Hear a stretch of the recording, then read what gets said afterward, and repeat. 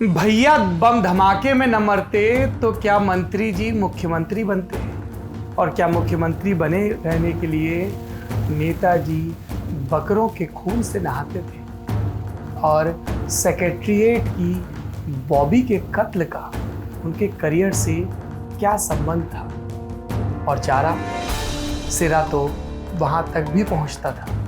मैं लालू प्रसाद की बात नहीं कर रहा, मैं बात कर रहा हूं जगन्नाथ मिश्र की। नमस्कार, मेरा नाम सौरभ द्विवेदी है। ये ललन टॉप के पॉलिटिकल किस्सों की खास सीरीज है जिसका शीर्षक है मुख्यमंत्री, और जिसके इस एपिसोड में जैसा मैंने जिक्र किया जगन्नाथ मिश्र की बात होगी।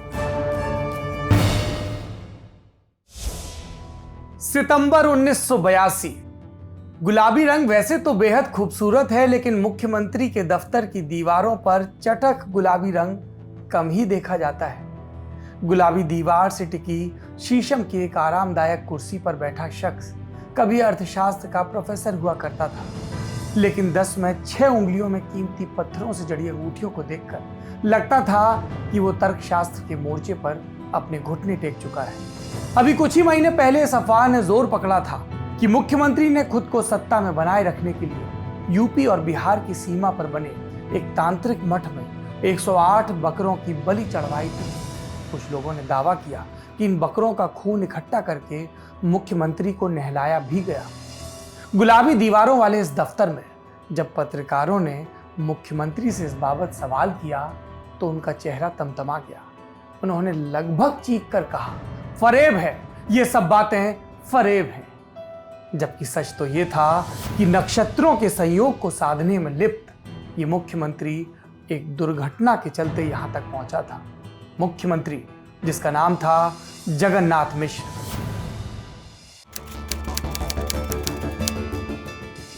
7 जनवरी 1975 इंदिरा गांधी नई दिल्ली में एक जनसभा को संबोधित कर रही थी। आक्रामक अंदाज में उन्होंने कहा, यहां तक कि कुछ कांग्रेस कार्यकर्ता उन लोगों की बातों में आ गए जो अफवाह फैलाकर अपना राजनीतिक हित साधने की कोशिश में लगे हैं। कल को अगर मेरी हत्या हो जाती है तो ये लोग ये कहने से बाज नहीं आएंगे कि मैंने ही अपनी हत्या की साजिश रची है। दरअसल 4 दिन पहले ही प्रधानमंत्री इंदिरा गांधी की कैबिनेट में रेल मंत्री ललित नारायण मिश्र की एक बम धमाके में हत्या कर दी गई थी। शुरुआती जांच में बंगाल और बिहार में सक्रिय एक संप्रदाय आनंद मार्ग का नाम सामने आया, लेकिन सुगबुगाहट ये भी थी कि ललित नारायण मिश्र इंदिरा गांधी के राजदार थे, और अगर ये राज बाहर आ जाते तो इंदिरा गांधी की सियासत खत्म हो सकती थी। लिहाजा उनकी हत्या करवा दी गई। इस राजनीतिक थ्योरी को तब कई लोग मानते थे। इन सुगबुगाहटों की वजह से और बिहार में खड़े हो रहे छात्र आंदोलन के दबाव में कांग्रेस आला कमान ने बिहार का नेतृत्व बदलने का फैसला किया। इंदिरा ने इस काम को अंजाम देने के लिए अपने भरोसेमंद सिपहसालार पीवी नरसिम्हा राव को पटना भेजा। इंदिरा की योजना एक तीर से 2 शिकार करने की थी। अब्दुल गफूर की विदाई से बिहार के छात्र आंदोलन की ठंडा पड़ने की उम्मीद थी, और उनकी जगह पर मरहूम ललित नारायण मिश्र के 38 साल के भाई जगन्नाथ मिश्र की ताजपोशी इंदिरा को सियासी तौर पर क्लीन चिट दिलवा सकती थी। फिर वही हुआ जो होता आया है। अब्दुल गफूर ने इस्तीफा दिया, कांग्रेस विधायक दल की बैठक हुई। इसमें प्रस्ताव पारित हुआ कि हम मुख्यमंत्री के चुनाव का अधिकार आला कमान को सौंपते हैं। कुछ फोन कॉल हुए और नए मुख्यमंत्री के तौर पर जगन्नाथ मिश्र की ताजपोशी हो गई।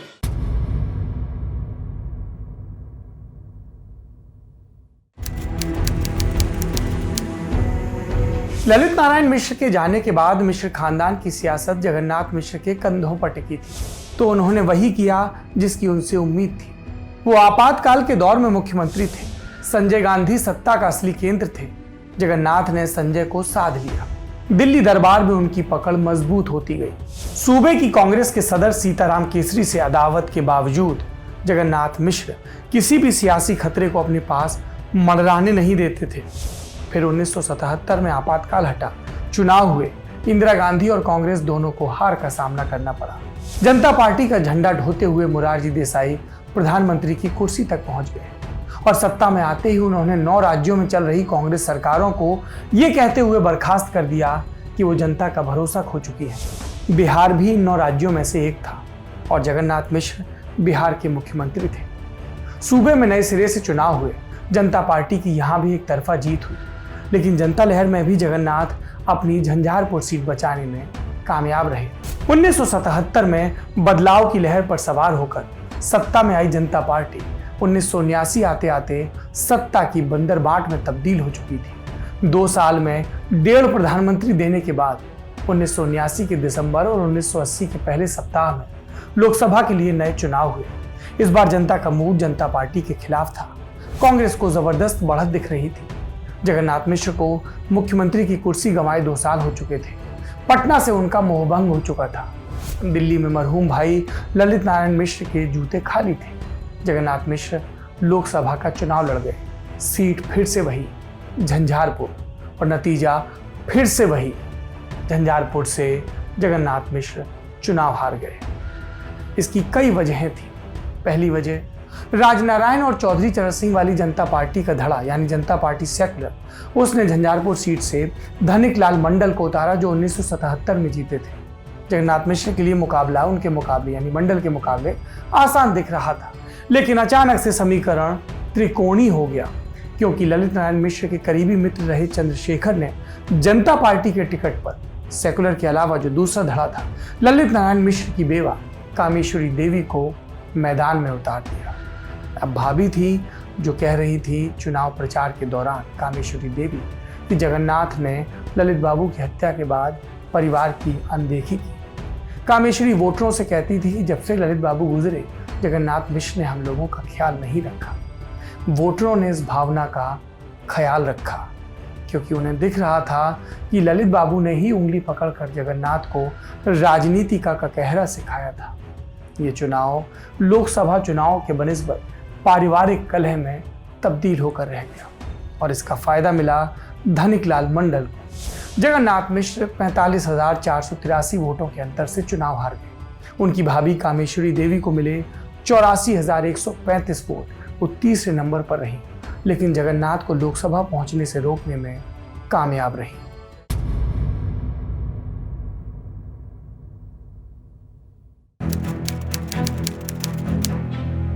जगन्नाथ मिश्र चुनाव हारे, लेकिन इंदिरा जीती और उनके बेटे संजय भी और कांग्रेस भी जीती। 374 के भारी बहुमत के साथ वो सत्ता में लौटे और फिर इंदिरा ने मोरारजी देसाई के दिखाए रास्ते पर बढ़ना शुरू कर दिया। 9 गैर कांग्रेसी सरकारों को उसी तर्क के तहत बर्खास्त कर दिया जिस तर्क के तहत मोरारजी ने ऐसा किया था। बिहार की रामसुंदर दास सरकार भी इस लिस्ट में शामिल थी। बिहार में नए सिरे से चुनाव हुए। 324 सदस्यों वाली विधानसभा में कांग्रेस को मिली 169 सीटें, यानी पूर्ण बहुमत। अब विधायक दल का नेता चुनने का वक्त आ गया था। बेतिया से सांसद और सूबे के मुख्यमंत्री रह चुके केदार पांडे उस समय कांग्रेस के सदर थे। 1980 का बिहार विधानसभा चुनाव उनके ही नेतृत्व में लड़ा गया था। मुख्यमंत्री की रेस में उनका नाम सबसे आगे था। एक और पूर्व मुख्यमंत्री थे जो आला कमान के करीबी थे, जगन्नाथ मिश्र, लेकिन वो 1980 का लोकसभा चुनाव हार चुके थे। मुख्यमंत्री के तौर पर उनका प्रदर्शन भी बहुत प्रभावी नहीं था, लेकिन जगन्नाथ के पास एक तुरुप का पत्ता था जो कांग्रेस के भीतर सभी तर्कों पर भारी पड़ता आया था। इस तुरुप चाल का नाम था गांधी परिवार से करीबी, संजय गांधी से करीबी। जगन्नाथ मिश्र संजय गांधी के करीबी थे और यही बात उन्हें दोबारा मुख्यमंत्री बनवा गई। इस क्रम में वही रटा रटाया खेल दोहराया गया। नेता आला कमान की मर्जी वाला प्रस्ताव पारित हुआ, फिर कुछ फोन कॉल और जगन्नाथ के नाम का ऐलान। केदार पांडे, उन्हें इसके बदले में केंद्र में रेल मंत्रालय का ऑफर मिला और जगन्नाथ मिश्र ने एक दफा और खुद को मुख्यमंत्री की कुर्सी पर बैठा पाया, लेकिन चुनौतियां अभी उनका इंतजार कर रही थी।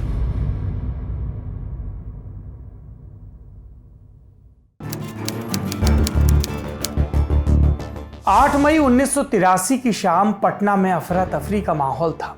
वजह थी एक लाश जिसका दूसरी दफा पोस्टमार्टम हो रहा था। पहली दफा इस लाश का पोस्टमार्टम डॉक्टर के झा ने किया।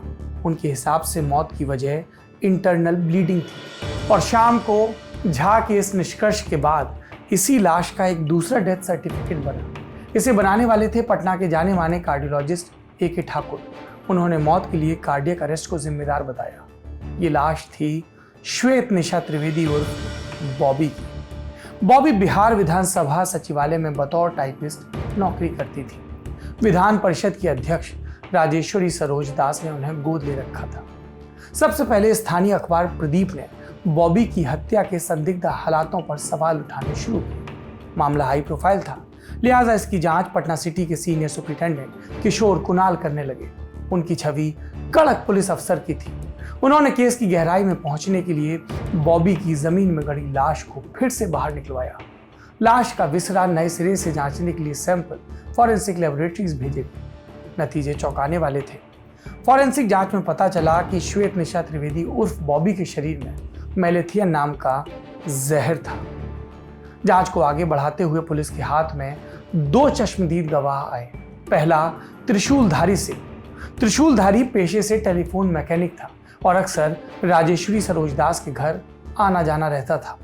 दूसरा गवाह था निर्भय, राजेश्वरी सरोज दास का नौकर। दोनों ने पुलिस को बताया कि बिहार विधानसभा के अध्यक्ष राधानंदन झा के बेटे रघुवर झा रात को किसी डॉक्टर को लेकर बॉबी के पास पहुंचे थे। उन्होंने ग्लूकोज जैसा कुछ उन्हें पानी में घोलकर पिलाया और इसी रात बॉबी की तबीयत अचानक से बिगड़ी और सुबह करीब 4 बजे उसने दम तोड़ दिया। अब किशोर कुणाल के पास एक नाम था जहां से जांच शुरू की जा सकती थी, लेकिन किशोर कुणाल के रघुवर झा तक पहुंचने से पहले सत्ताधारी पार्टी के आधे से ज्यादा विधायक पार्टी के मुख्यमंत्री का घेराव करने पहुंच गए। कहा गया कि श्वेत निशा त्रिवेदी के कई नेताओं के साथ अंतरंग संबंध थे। अगर वो उजागर हो गए तो प्रभुवर के कई लोग खतरे में पड़ जाएंगे। आनन फानन में जांच सीबीआई के हवाले कर दी गई। सीबीआई ने 1 साल बाद इस मामले में अपनी फाइनल जांच रिपोर्ट विशेष अदालत के सामने पेश की। अपनी रिपोर्ट में सीबीआई ने इसे आत्महत्या का मामला बताया। सीबीआई ने दावा किया कि श्वेत निशा त्रिवेदी की मौत सेंसिबल नामक एक एंटी डिप्रेशन दवा की ओवरडोज के चलते हुई, जबकि मेडिकल साइंस की रिसर्च में यह बात साबित हो चुकी थी कि अगर एक इंसान एक बार में सेंसिबल की 83 से ज्यादा गोलियां खाए तब यह दवा उसकी मौत की एक वजह बन सकती है। सीबीआई ने यह भी दावा किया कि बॉबी के विसरा में मिला मेलेथियन नामक जहर किसी और विसरा की मिलावट के चलते आया। पटना फॉरेंसिक लैब के अधिकारियों ने बाद में सीबीआई के इस दावे को सिरे से खारिज कर दिया। सीबीआई की रिपोर्ट में तीसरा पेज सुसाइड नोट का था। ये नोट कभी बरामद नहीं हुआ। सीबीआई के मुताबिक इस नोट में बॉबी ने सेंसिबल की टैबलेट लेने के बाद एक कागज पर लिखा कि वो रतन जगवानी नाम के एक शख्स से प्रेम करती थी, लेकिन उसने शादी के लिए मना कर दिया, इसलिए उसके पास जहर खाने के अलावा कोई रास्ता नहीं बचा।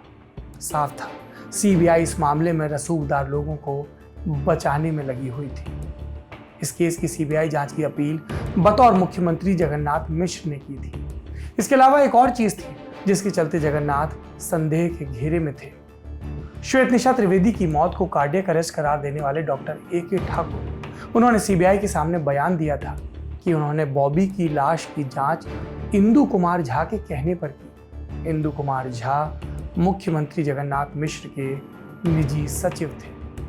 इन सब के बावजूद विशेष अदालत के जज एसपी चक्रवर्ती ने सभी आरोपियों को बाइज्जत बरी कर दिया।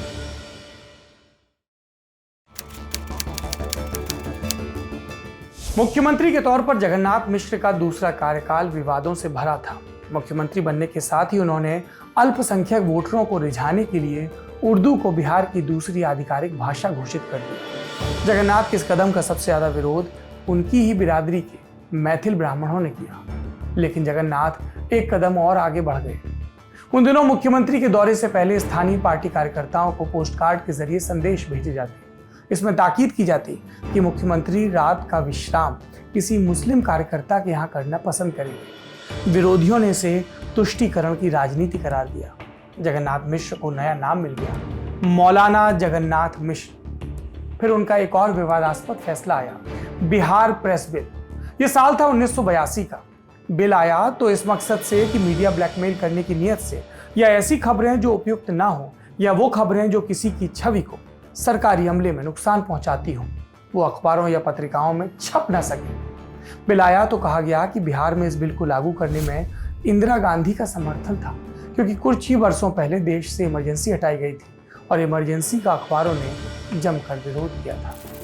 इस बिल के बारे में जगन्नाथ मिश्र ने मीडिया से बातचीत में कहा, हाँ, फ्री मीडिया लोकतंत्र के लिए जरूरी है, लेकिन पत्रकारों और मीडिया संस्थानों का काम है कि वे सरकार की छवि को प्रगाढ़ रखने का प्रयास करें। मामला फिर इंदिरा के पास पहुंचा।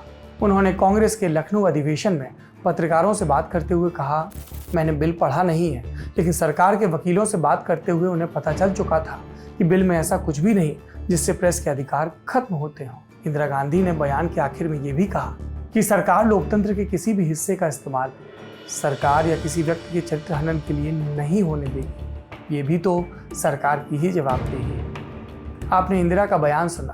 इसके इतर बिल का लगातार विरोध हुआ, इतना कि सरकार को विधानसभा में बिल वापस लेना पड़ा। बहुत बरस बाद साल 2017 में एक अखबार से बातचीत में जगन्नाथ मिश्र ने कहा कि उन्हें बिहार प्रेस बिल लेकर नहीं आना चाहिए था। हालांकि जब ये बिल लाया गया तब ये बात भी सुर्खियों में थी कि उस समय इंदिरा गांधी और मनेका गांधी में खींचतान चल रही थी और इसे अखबारों में आने से बचाने के लिए ये बिल लाया गया था। मौलाना जगन्नाथ की छवि, प्रेस बिल और श्वेत निशा त्रिवेदी उर्फ बॉबी का हत्याकांड विवाद जैसे खत्म होने का नाम ही नहीं ले रहे थे। और तभी आ गया कोऑपरेटिव बैंक के पैसों का कथित तौर पर गबन से जुड़ा मामला। हालांकि इस मामले में सुप्रीम कोर्ट के न्यायाधीश बहरुल इस्लाम ने जगन्नाथ मिश्र को क्लीन चिट दी थी।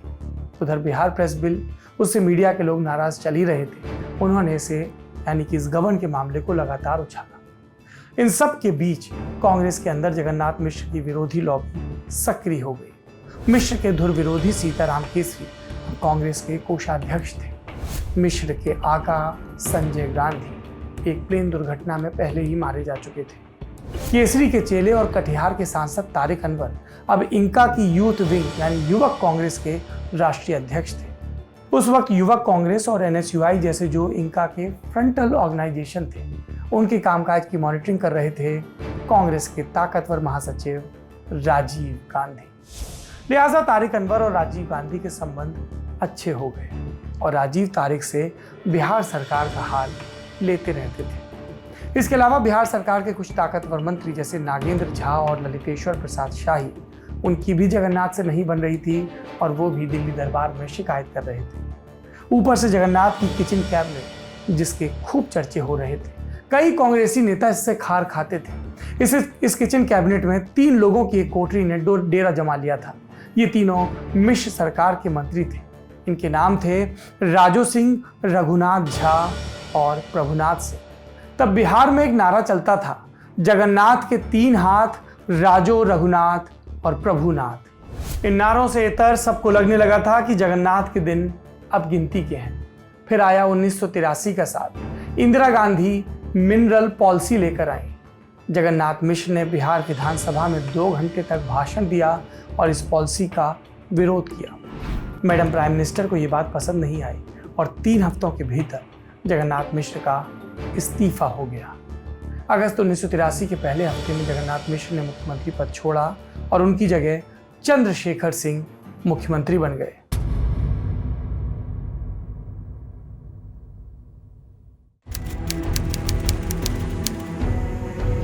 मुख्यमंत्री पद से हटने के बाद भी जगन्नाथ मिश्र चुप नहीं बैठे।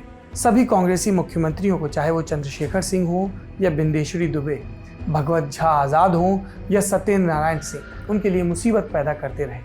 किसी कांग्रेसी मुख्यमंत्री से उनकी बनी नहीं।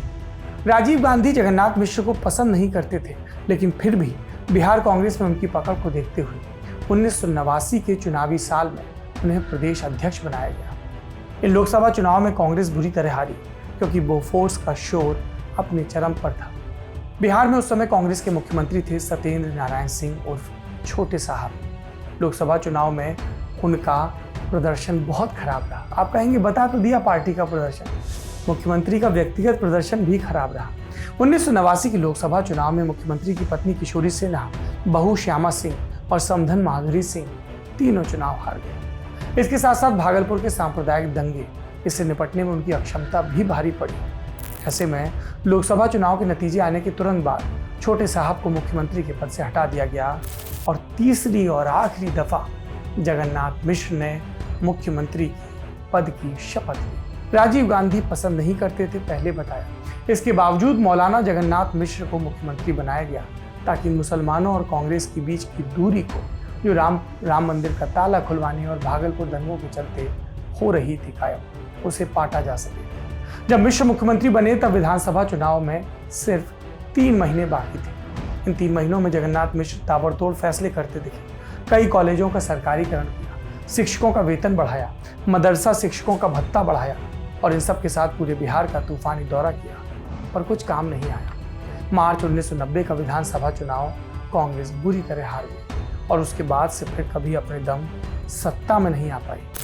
जनता दल और लालू प्रसाद का जमाना आ गया। कांग्रेस को 1990 के चुनाव में 72 सीटें मिली थी। ये उसका सर्वश्रेष्ठ प्रदर्शन था पिछले 3 दशकों में। और जगन्नाथ मिश्र वो पहले टर्म में तो विधानसभा में विपक्ष के नेता रहे, फिर 1991 के लोकसभा चुनाव में राजीव गांधी ने उन्हें मधुबनी से चुनाव लड़वाया, लेकिन जगन्नाथ तीसरी दफा हार गए। इस बार उन्हें रामो वामो समर्थित सीपीआई उम्मीदवार भोगेंद्र झा ने हराया। जगन्नाथ का सियासी करियर लोगों को लग रहा था कि नेता प्रतिपक्ष तक ही सीमित रहेगा बिहार में, लेकिन प्रधानमंत्री और इनका अध्यक्ष नरसिम्हा राव, उन्हें जगन्नाथ में क्षमता दिख रही थी और दिखती भी क्यों नहीं। अभी मिश्र जी की उम्र सरकारी नौकरी से रिटायरमेंट की भी नहीं हुई थी, वो 60 के भी नहीं हुए थे और राजनीति में तो लोग 80 साल में भी रिटायर नहीं होते।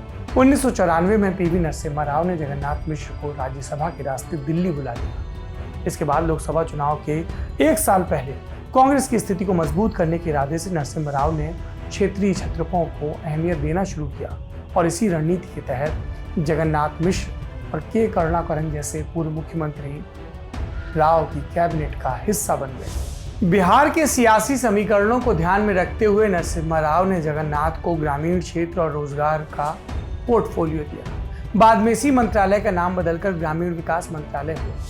हवाला कांड में कृषि मंत्री बलराम जाखड़ का इस्तीफा हुआ तो ये मिनिस्ट्री भी जगन्नाथ मिश्र को सौंपी गई।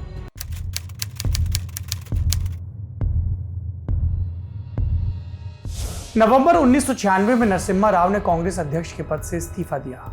लोकसभा में कांग्रेस की हार और उन पर चल रहे भ्रष्टाचार के मुकदमों के बाद उनके पास ज्यादा विकल्प बचे भी नहीं थे। उनकी जगह अध्यक्ष बने सीताराम केसरी। सीताराम केसरी और जगन्नाथ मिश्र की अदावत 70 के दशक से चल रही थी।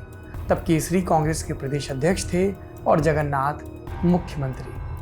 1997 में जगन्नाथ मिश्र ने राम लखन सिंह यादव के साथ मिलकर कांग्रेस छोड़ दी और दोनों ने मिलकर बिहार जन कांग्रेस नाम से एक नई पार्टी बनाई। इस बीच चारा घोटाले का मामला भी सामने आया और इस घोटाले के सिलसिले में बिहार के तब के मुख्यमंत्री लालू प्रसाद के साथ साथ पूर्व मुख्यमंत्री जगन्नाथ मिश्र को भी जेल जाना पड़ा। फिर जगन्नाथ मिश्र के हवाले से अखबारों में खबरें छपी।